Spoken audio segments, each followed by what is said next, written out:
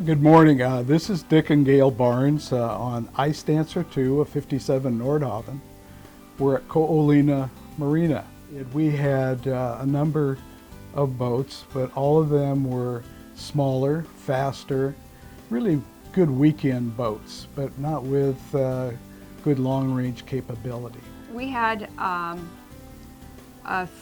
like a sports fishing kind of a boat, and it was very quick, and we could get out and go fishing and then get back home on a weekend, but we had just limited range.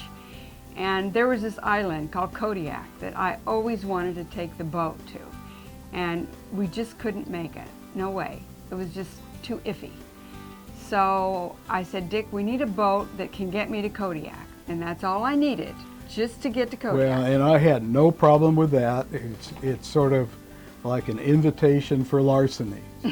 So what I had been doing for a number of years is reading magazines, Cruising World, and I think later probably Passage Maker and others, and had come to know about the long-range cruisers, and especially the Nordhavn. And what attracted me to that brand was, first of all, its quality, its reputation for having good components, and ability to cross oceans.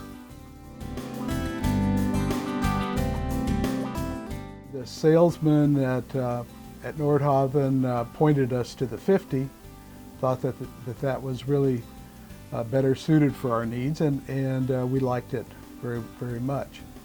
So in 2002, we ordered a new Nordhavn be built, 5024, and by the end of 02, we had a boat, and in 03 had a chance to take off on it. So our first trip off on the 50 Nordhavn, we went from Dana Point to Baja, up to Alaska, back to California, and over to Hawaii.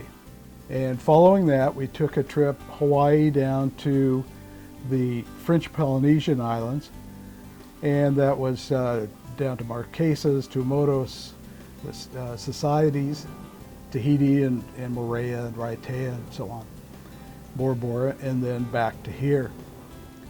While we were actually over in Phoenix, I got an email from our salesman saying, well, I know you liked the 57 when you were back doing the original commissioning of the 50, and we happen to have one for sale, and the guy is really motivated, wants to have a very quick closing on a boat that's over in San Diego.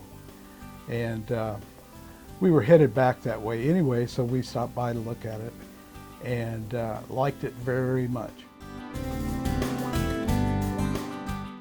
It had everything on it that we wanted, sonar and things that we consider very important, and it had a place for me to sew. A designated spot for me to sew, and so we liked it right away. I remember walking off the boat, and I turned to Dick and said, I really like it, Dick. And so we bit the bullet. Our first trip on the 57 was a long one. First, I would call it a shakedown trip. We took it to Mexico, up to Alaska, and back to California. I call it a shakedown because all that distance, you're fairly close to the coast and within striking distance of a port if you needed to have some repairs done. After we got back to California, though, we kept on going south and went down to Mexico, Galapagos Islands, coast of Chile, all the way down to Cape Horn. Why? Because it was there, I guess. I don't know why else. We'd been to Chile before and Argentina, and we really enjoyed it, our time there, so that's why we wanted to go back. We knew it was a great place. Lovely place. When we got near Cape Horn, middle of their summer, daylight almost all night long, We had very high winds when we anchored up for the night nearby in the Wollaston Islands. I woke up about 3 o'clock in the morning. It was dead calm. I said, and daylight. I said, Gail, get up, we're going. And so we took off and had a ways to go to get down to the Horn, went out, went around, doubled the Horn, which is a big deal if you're a sailboat, I guess. And for the fun of it, we put on Hawaiian shirts and short pants and took our pictures with the Cape in the background with calm seas.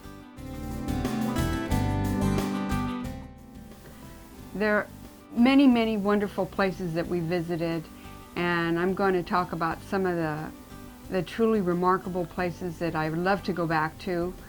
And I really must like them if I want to go back to them, because, you know, sometimes it can take a long, long voyage to get to these places. I loved the tip of South America. The bird life was just absolutely remarkable. 27 different kinds of albatross. Fantastic, fantastic scenery, and the crabs that you can catch there are the best I've ever had in my entire life, and I'm from Alaska too. So I liked that place. I liked a town called Valdivia. It's in Chile.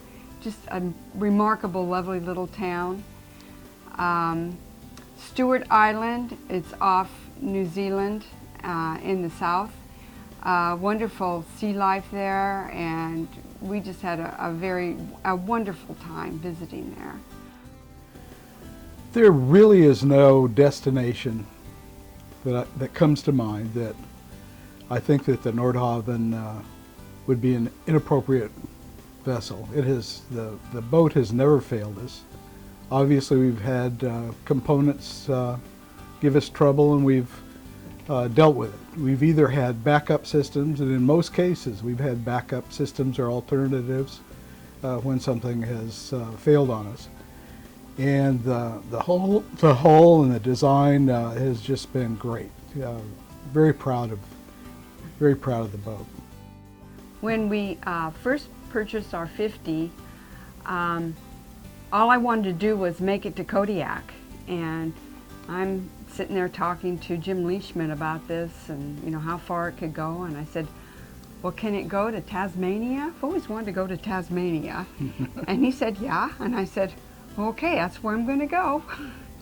And sure enough, you did. Yeah, Nordhavn allows you to choose. You have choices that you wouldn't have with, you know, another kind of a boat that didn't have the range. So that's what I really appreciate the most about it, being able to go just about wherever we want to go. And when you're able with confidence to go wherever you want to go, you just want to go places that are even more exotic that you'd only dreamt about going. And sometimes we go places that the only way you can get there is on a boat. And so I guess that allows us to experience life to the absolute maximum. Well, so aloha from us, from Ko'olina Marina. Great place to stay when you're in Hawaii. Hope you have a great experience with your new Nordhavn or the Nordhavn you already have. We've had a wonderful time. Mahalo for listening to us.